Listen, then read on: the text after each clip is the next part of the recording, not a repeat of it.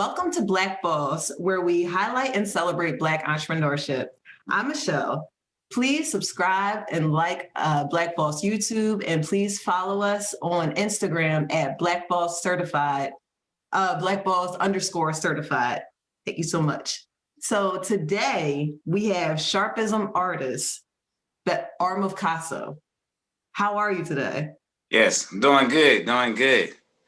Had a busy morning. Yeah. Okay. Well, I appreciate you making time for me. I'm very excited you're here today. Yeah, thank you for having me. Not a problem. Not a problem. So how would you describe your art style? I say it's a mixture between fine art and street art. You know, because I have a background in fine art because I went to the School of Creative and Performing Arts. Okay. So I still have those tradition type, qualities of of my style. But when it comes to like the street art, a lot of people would say there's, my work look like graffiti, So yeah, I would say it's like a splash between fine art and street art. Okay, got you. And how did you come up with the Sharpism? Is that a word you created around, what you do, or? Yeah. So what's crazy is when I moved to Miami, I moved to Miami, for the art atmosphere there. Okay. So, for a while, I was painting. I was doing a whole bunch of painting. Excuse me. I was doing a whole bunch of painting, and then I was like, you know what? I didn't feel too comfortable with painting, so I started doing a lot of pencil work. Okay. And then from the pencil work, I started doing pen work. And then from the pen work, I was like, what can I actually start to put on canvases that's like my pen work that I could do like super precise? And that's when I got to the Sharpies. So, I was doing shows and everything around Miami. And this one show I did, I brought my pieces there. And it was this curator that was there. And she was like, yeah, she's like, you use Sharpies for all your pieces? I'm like, yeah, I use, Sharpies for all my pieces. And she's like, yo, you should call it Sharpism. Now just like, I'm like, yo, what is Sharpism? She was like, this guy named Travis Moore, and he's from Los Angeles. So he is the creator of that word Sharpism. Okay. So I connected with him, and he had his show. His first Sharpie show was in London. Mm-hmm. And, from there, he put in the Urban Dictionary and stuff like that. So if you look up the name, his name will be connected to Sharpism. So we talked, we linked, we became like real cool and stuff like that. And he was like, yeah, of course you can take on a name for your art form. He said, hopefully in the future, this would be like in the art galleries, right? As a category, So from there, I just started calling everything that I created with Sharpies Sharpism. Okay. Yeah, that makes sense. And that's, clearly when I got introduced to your art, that's the first thing that stuck out to me. Just the detailing of it. I remember seeing this picture of Jay-Z. That's probably the first picture that I saw that I came across. And I'm a huge Jay-Z fan. So when I saw it and just the detail of it and how you did the eyes and the background, and I'm like, what is this? Like, it was so bold and it stood out, such in such detail and it was beautiful. It's very, very eye-catching. So that was my introduction, to your art and the art with the Sharpie. And I always just thought that was, such a unique art style. Yeah, thanks a lot. I appreciate it. Yeah, no problem. So we hear so often about people being starving artists. How have you been able to thrive in your industry? Well, what's crazy is I'm glad I switched from the traditional way of selling work. For the longest time, I didn't want to switch over to doing digital work. Okay. And I just like, I don't want to mess with the digital work. Because I was one of those artists before, like, you know what? I feel like it's cheating. Right. Horrible, very horrible way of thinking. It's like, it's a technique, for digital art. So it's like, it's a much respected craft. But before, I was just like, oh yeah, I had no respect for it because I'm like, oh, they're not using oils, they're not using acrylic, they're not using any of the mediums that I used in art school. So, and also for the longest time, people were telling me like, hey man, you need a website. You need a website. I'm like, why do I need a website for? You know, I'm going to shows, I'm going to venues. You know, that's how I connect with people. You know, Right. but now I thank God that I actually have a website and I started doing digital work because I'm able to, the turnaround is quicker, you know, and everything is digital now. And once the pandemic hit, I was already transitioning and changing over to doing everything online. So I stopped going to events. I was like, all right, let me start putting more work into the social media, connecting with folks on there and online stuff. It's like, it's sad to say, but sometimes I would go to like these shows and I wouldn't thrive at the festivals and, you know, events where I have to come there and do vending. Sometimes I come there, I pay for the stand and I leave with $0. Okay. And I'm like, this is a waste of gas money. And it's a waste for me to come out here and sit out here for like 4 hours. Don't make no money. So I'd rather just stay home, reach out to folks through Twitter, Instagram, Facebook, TikTok, all that stuff, and go on different type of forums and make money while I'm sitting at home. So that's the only way I was able to even quit my job and to start doing things full time because it was everything that started happening online. So okay, that's awesome. Yeah, I know, you know, sometimes for creatives, it can become difficult because you'll literally do what you love for free. So getting to a place where it's like, hey, don't do this. Like, don't shoot yourself in the foot. I mean, that's fantastic. And I think it's great advice to, you know, any creative out there to really make sure that they're setting their stuff up in a way where they can get paid and you know, they get paid their worth. Absolutely. So you made a move from Philly to Miami, I believe, and then from Miami to Atlanta? Yeah, from Miami to Atlanta. Yeah. So what advice would you give entrepreneurs nervous about leaving their region for more opportunity? It's like my faith has a whole lot to do with it, you know, and you know I have a great support system, and you know it was like me. Well, at the time was my girlfriend. That's now my wife. So it's always good to have someone that actually believe in you, with you as well. And also you have to believe in yourself, first of all, because it's like no one else is going to believe in you unless you like 100%, you know, believe in yourself. So once you leave and you go somewhere else, because it's like, you know, when I went to Miami, that was a culture shock, you know, because most of the population is like, you know, Hispanic. They're from like the, you know, the Caribbeans and stuff like that. So it's hard for someone that's from like North Philadelphia. Right. You know, it's just like, what is this? You know, I don't know, an ounce of Spanish, the culture is different. Right. So I had to start by I had to go there. But what I would do every single day is look through thousands of hashtags, Miami art, Miami art life, Miami scene. That's smart. And I just start requesting them as friends. And I start sending messages like, hey, I'm a new artist here, looking to collaborate, DMing everybody until until Instagram stopped me, you know, from DMing for that day. Then I'll wait. Then I'll wait and then go back on there again. And I start uploading a lot. But it's like you have to once you go to a city, you got to make sure people know that you're there.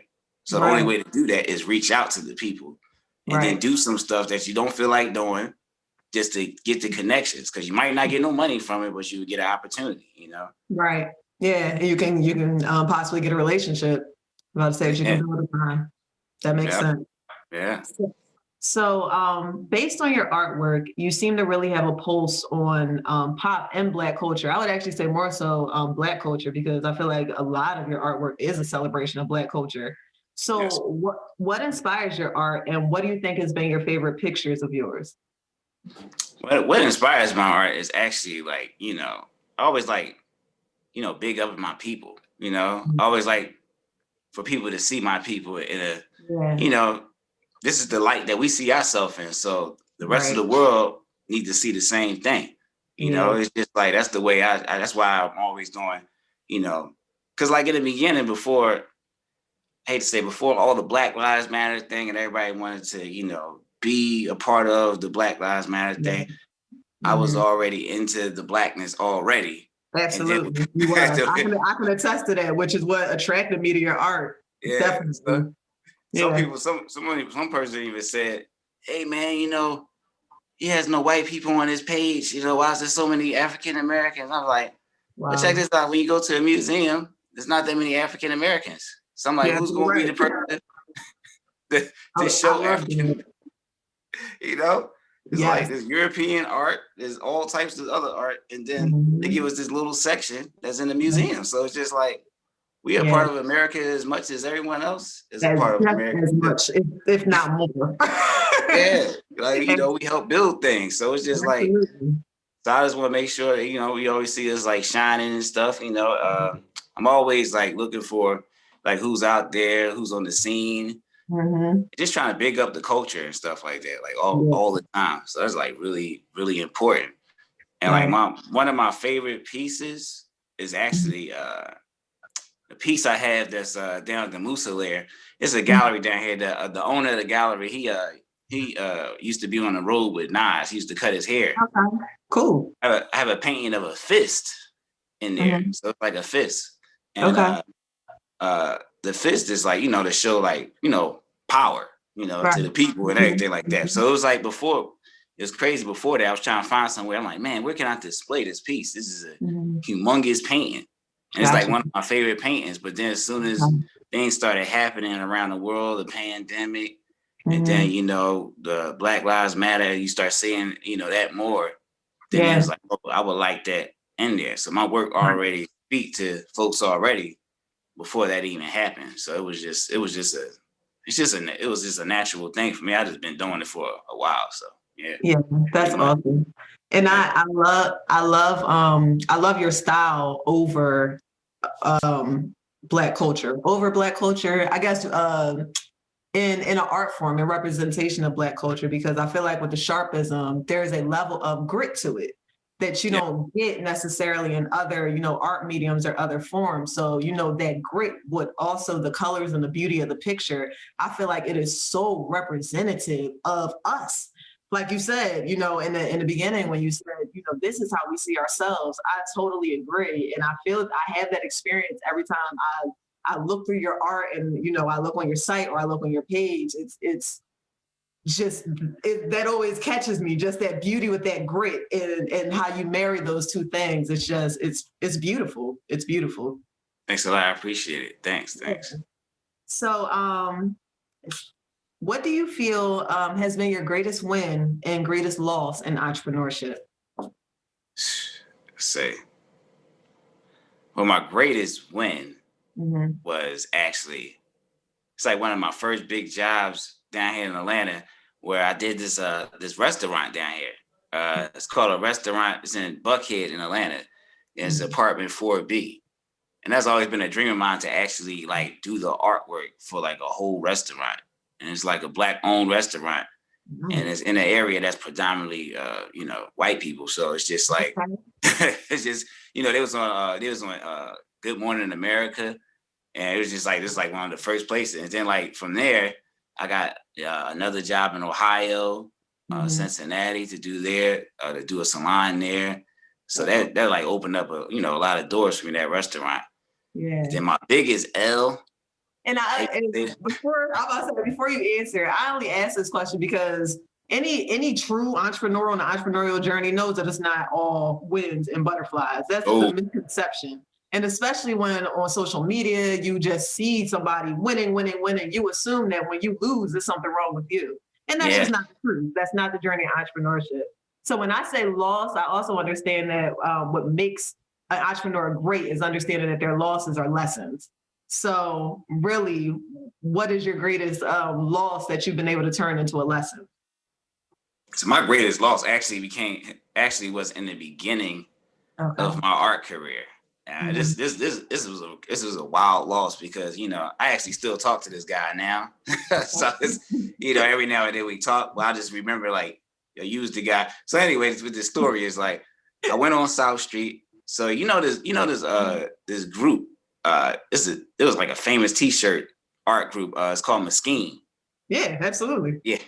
So the guy, so if he hears this though, it's all good though. But anyway, it's like so Barik, he was one of the founders of Mesquite. Hope I'm getting it right. But anyway, he owned a store on South Street, and someone who worked at my job was like, "Yo, your work is amazing.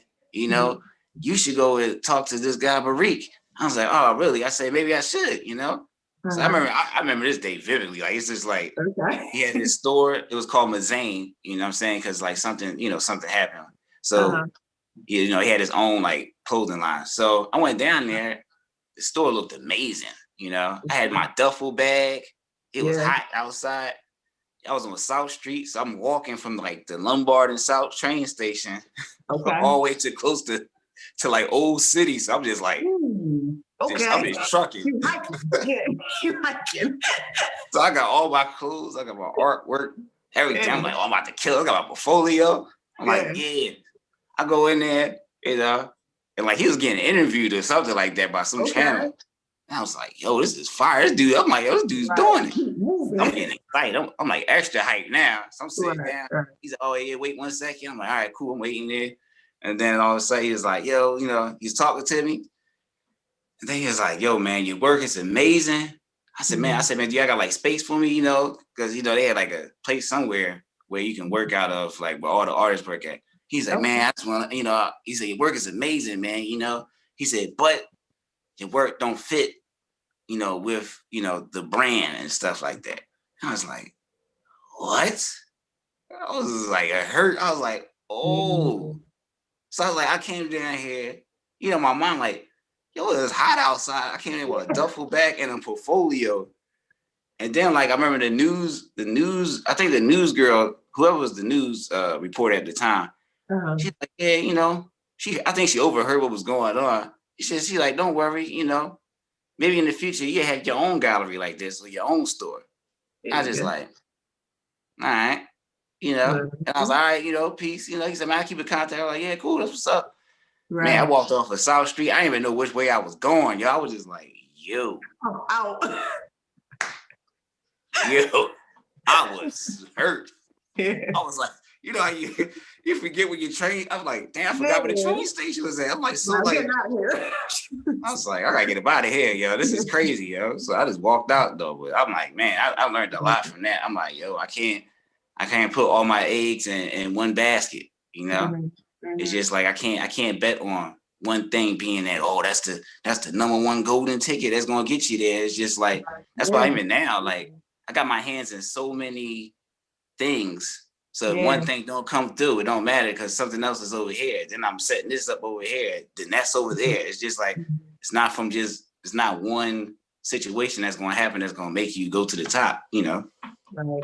And I think that is the take home lesson, of what you're saying. It's not, don't think that one missed opportunity is going to knock you totally off your square. It could be that thing that is the catalyst to you being truly who you're meant to be. Yeah. So I'm about to say that shows, and it's funny because shout out to Mesquine. Like Mesquine is yeah. Absolutely. Legendary. Legendary. I'm about to say I had a sweatsuit. Look, I didn't even have a sweatsuit. My sister did. I was trying to steal it behind her back.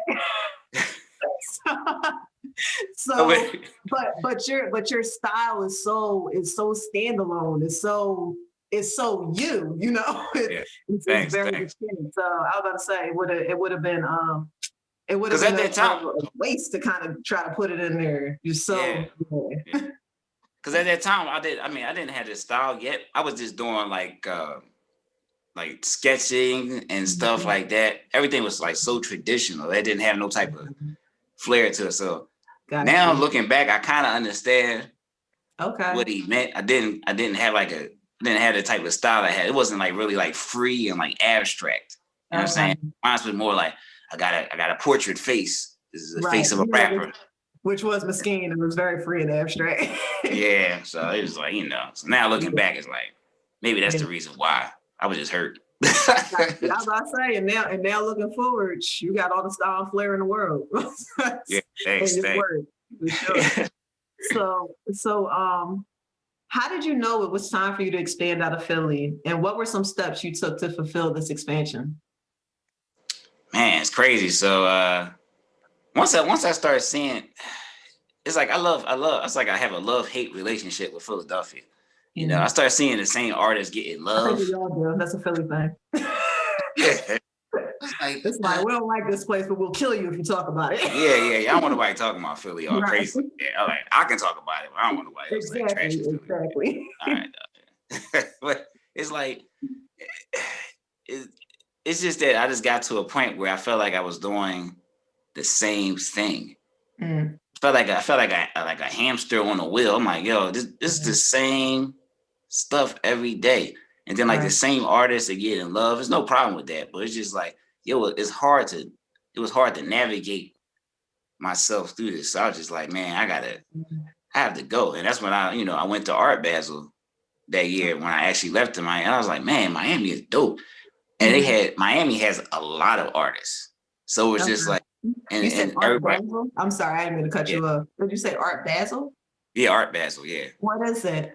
Oh, it's like an art event they would have every year in December. It's for a week, and everybody be out there. First time I heard about it was actually because of Swiss Beats, because Swiss Beats have like art events out there. Then you see rappers like Rick Ross and Puffy and DJ, everybody out there with Lamborghinis, boats, So I went out there and I was just like, oh man, I said I gotta get a piece of this. Art is everywhere.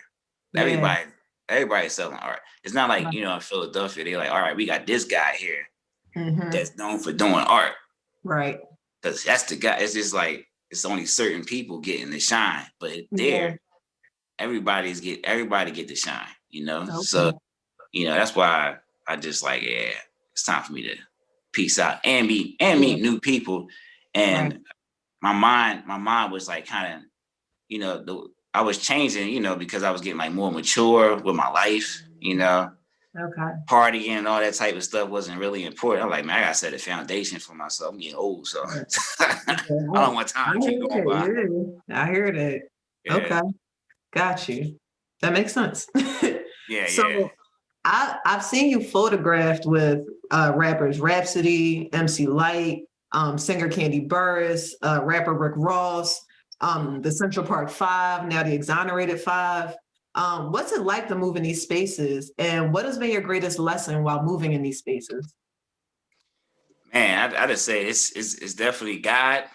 God has a whole lot to do with that, timing, and just like patience and endurance, and just keep working until that point. And then there's also you can't be. It's not. You always have to be yourself. There's a lot of people that's like they be straight up fraud. I'm like, that's not you. You ain't got. I just don't ever change for anybody. Act like I'm like. It's like I'm talking to you. We're just having a conversation. I'm just gonna be myself. Like I'm not gonna act different. It's because you're a famous person. You acquired a certain amount of money. You're still a human being at the end of the day. You still got problems. You get sick. You bleed. We both the same thing. It's just that you more so in the limelight than me right now, and I can get the shine too, just like you. You just gotta work hard. So, it's easy. I just look at them as everybody is, especially on the art scene. I feel like everybody is family. Until proven otherwise. But but other than that, it's like you cool, I'm cool. It's just that's how it is. And it's just like sometimes I'm like, man, I'm glad I went the art direction because I don't think I would probably never been in these type of spaces if I didn't chase my dream like that. It wouldn't happen. Yeah, that's awesome. And I think that's an important message for people to hear in the age where we're so celebrity focused, we're so, clout chasing and nothing feels, like an authentic love. It's like, it's nice to hear, the fact that you have been in these spaces and that you can still look at it in such a down to earth, level headed way. It's a good message to other people because possibly if you were not like that, you may not be in those spaces.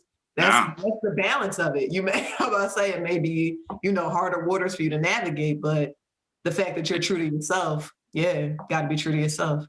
And also I want to say, like, you can't be too wild by entertainers and stuff like even now, like, because in the beginning I would be doing a lot of stuff for free.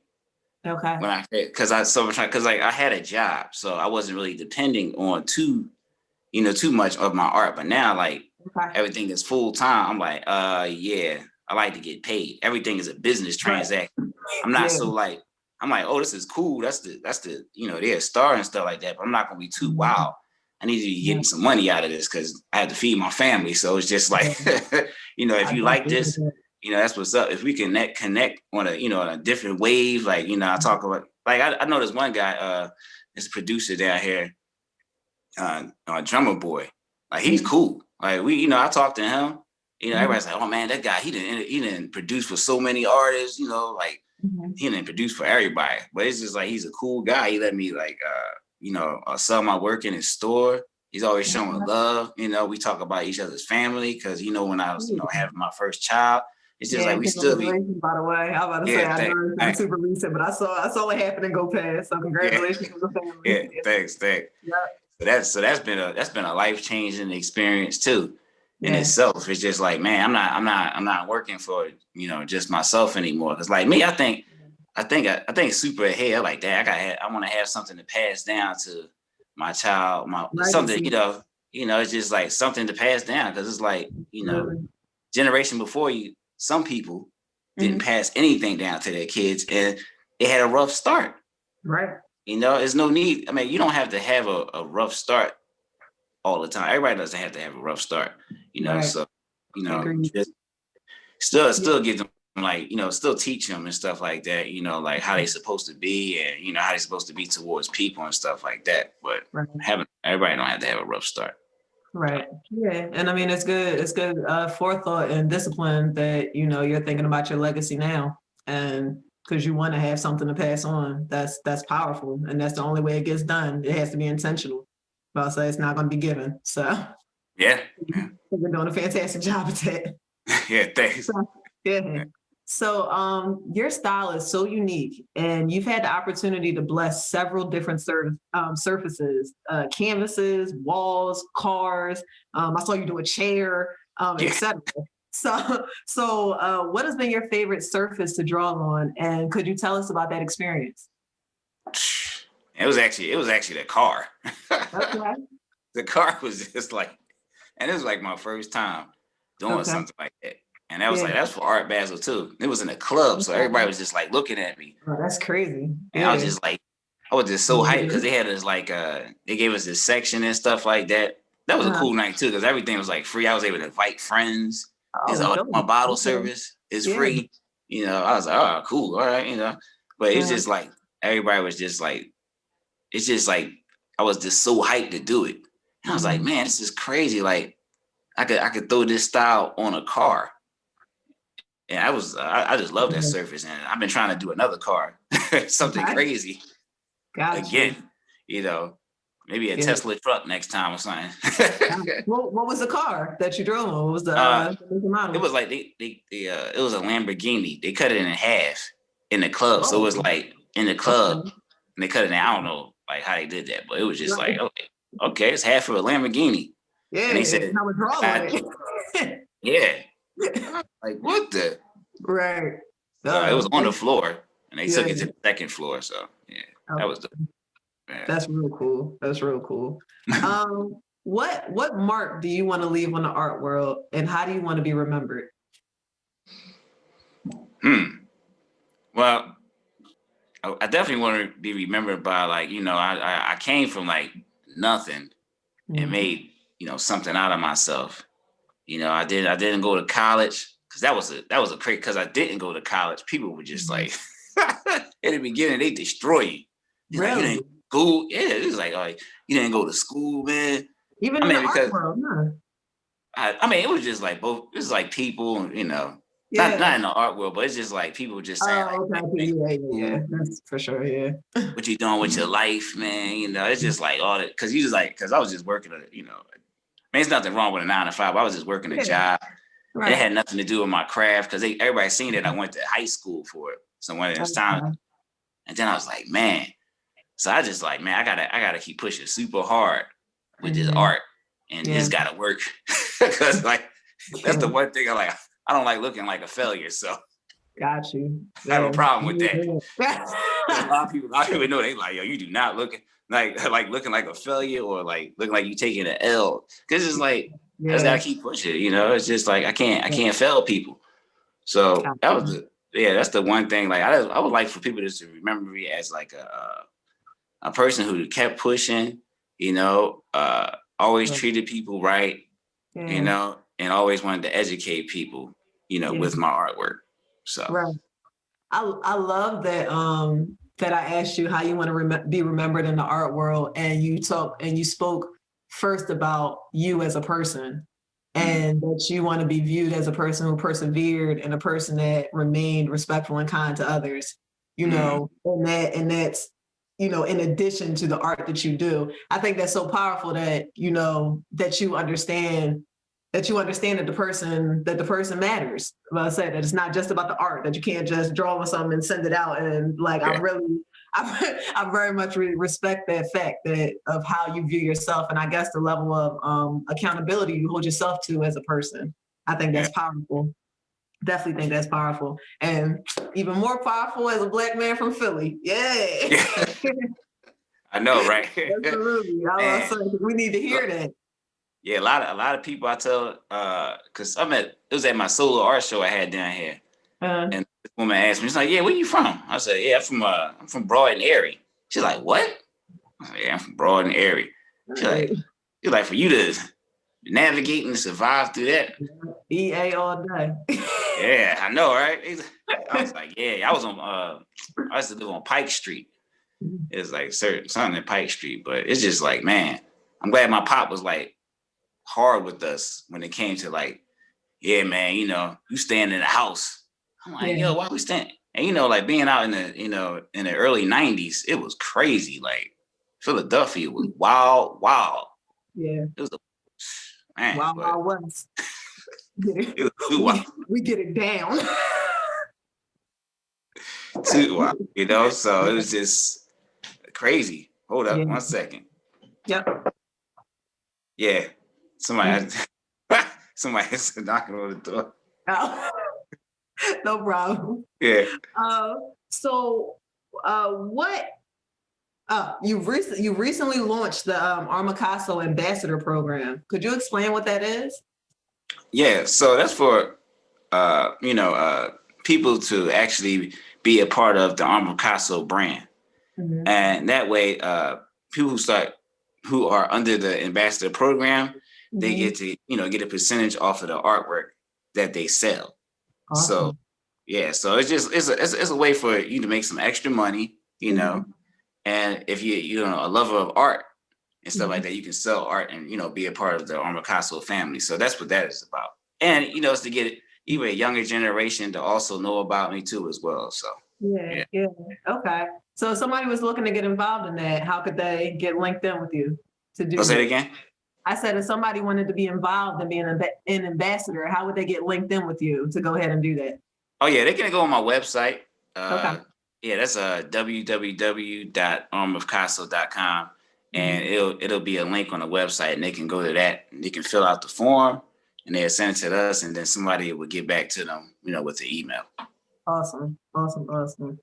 So, what advice would you give any young artist watching right now thinking, damn, I want to be like Casso? I say, I didn't find out about this until later on, but I would say, make sure you get a style, a niche, and do that same thing in different variations, thousands and thousands of times, because you got it. People are not going to get it and stuff like that. And you have to keep pushing. And even if people tell you they slam doors in your face, there'll be other doors that will open up for you eventually. So I love that. Yeah. And that makes a lot of sense. I'm about to say, find your niche and repeatedly do it. Do it thousands of times until people get it. I like that. Yes. So is there anything else you'd like to share that I didn't ask you? Well, just to let people know that something like really major happened too as well. Mm-hmm. I forgot about this. So I have artwork. I donated artwork of there's a piece I did of Rakim, and I donated to the Universal Hip Hop Museum. Was that the Third Eye? No. No, sorry, not. No. That's the RZA. RZA, yeah. Yeah, Rakim, I donated that, and this is the first hip hop museum ever, and they building it in New York City, so it's gonna be like a humongous facility. It's supposed to be done by 2023. So it's Okay. just like, and That's I was like exciting. one of the first artists that they actually, did a write up on their website and donated artwork. So it's just, I'm such a like a hip hop head. It's just Me like, too. it's just like so insane that Yeah, I have work in there now. So that's that's gonna, dope. yeah, Congratulations on that. That's yeah, really you. I mean, you deserve it because as soon as you go on the page, it's not hard to tell that you are a hip hop head and you're a lover and you're a lover of hip hop with how many beautiful pieces you've made about people in hip hop culture. It's yeah. I love hip hop. You Mhm. know, I think that's one of the things that attracts me to your art because I love hip hop as well. It's just it feels so for the culture. Just everything about yeah, your art, from the image to the sharpism to the just it feels so for the culture. I love it. I love it. I love it. yes. Thanks a lot. No problem. So this is actually, this brings us to the end of our interview. It was so nice talking Yeah, to you. it was nice. Yeah, I had a good time. Yeah, I really appreciate you hopping on here with me. Yeah. So two things. I actually started doing Black Boss before COVID, and before when I was, I would be face to face with people, I would ask them to say their name and say that they're a Black Boss. That was something that's a Black Boss tradition. Okay. Okay. uh, if you can say your name and say that you're a Black Boss, that would be awesome. Okay.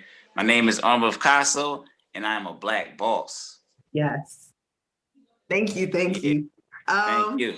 Last thing, where can the people find you? You can find me on Instagram.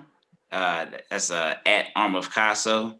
And you can also go to my website. Like I said earlier, it's www.armofcasso.com. And I'm on TikTok as well as Arm of Casso. So you can find me on there too as well. Awesome, awesome. Well, thank you so much. Thank you. I really appreciate you being here. I was really looking forward to this conversation, and it was nothing less than what I expected. So I really appreciate that. Thank you. Thank So you for having me. not a problem. So I'm not going to take up any more of your time, man. I'm about to say I know you're a busy guy. So please, enjoy the rest of your day. Thank you for making time and space for me. Thank you for making time and space for the culture to provide information. And please just keep representing us because I really do feel that way. When I look at your art, I feel like it represents us. And definitely have to. Yeah. Because I mean, I also like I said, I was gonna say I took a trip to Nigeria. Okay. Like our culture is represented everywhere. Yeah. Over there. Like hotels, like owned by others. It's just like everything, And then people who come over there, they're still buying into the culture. Right. So that money is still getting circulated Right. with the people there. So that's the one thing we all gotta think about too, is just, money circulation. Yeah, absolutely. I'm about to say our own economics, our own economic gain, keeping the dollar in the Black community. I'm about to say because our buying power and between our buying power and our level of creativity, it's just those two things just have to come together because we are the most creative. We got the most grind. I have no problem saying that. Yeah. I've never seen a more hardworking, creative people than us. So we gotta start and the thing is, the more and more we start working together, it doesn't have to be a leader all the time. Everyone can just work together. Yeah. Everyone can have their jobs and everything like that. As long as everybody got their position, everybody working together on, on one vibe and stuff like that. Like we can make things happen, Just don't be jealous of the other person. They're supposed to inspire you. I got people that's artists around me. I got artists around me. It's like they be doing big things. So in my head, I'm like, oh man, I gotta do something even bigger now. Right. It's like a friendly competition. That's how it's supposed to be. Right. When people start getting jealous of folks. And then they start leaving. That's where the problem starts. It's for the culture. Right. At the end of the day, it's for everybody, not just for one person. Absolutely. Everybody's supposed to get to shine. So that's the last. Yeah, I was about to say, and I appreciate that message because I feel the same way. You're art is for the culture. this YouTube series is for the culture. Yep. And I appreciate you coming and joining me so that we could do it for the culture. Right. Right. All for the culture. Absolutely. So Casso, man, it's been truly my pleasure. I really appreciate it. Yeah, thank you. Thank you. Yep. I definitely appreciate this too. Not a problem. All right. Have a good one, man. All right, you too. Yeah. What's up? All right now. All right. I gotta figure out how to end this. And there's a mute button somewhere. All right. Peace. See ya. All right. So we've had Casso, amazing conversation, amazing artist. Please go and check out all of his art. It truly is for the culture. It's something that, you know, makes you proud. Just those two styles with like I said, that grit with that beauty. It catches me every time. He is truly one of my favorite Philly artists, and I'm just so glad, you know, from Miami to Atlanta, that he's still doing it for the culture, that he's still representing Philly in such a fantastic way, and really showing what we can be, not only from Philly, but what we can be as a people in the culture. And not only that, but we can stay true to our culture while continuing to do it. I think that's huge. So I hope that you guys learned something. I hope that you enjoy. Check out other episodes of Black Boss on YouTube, the YouTube series. Please like and subscribe. And also follow Black Boss on Instagram at blackboss_certified. That's all I got for you guys today. Thank you so much for joining me. Have a good one. Peace.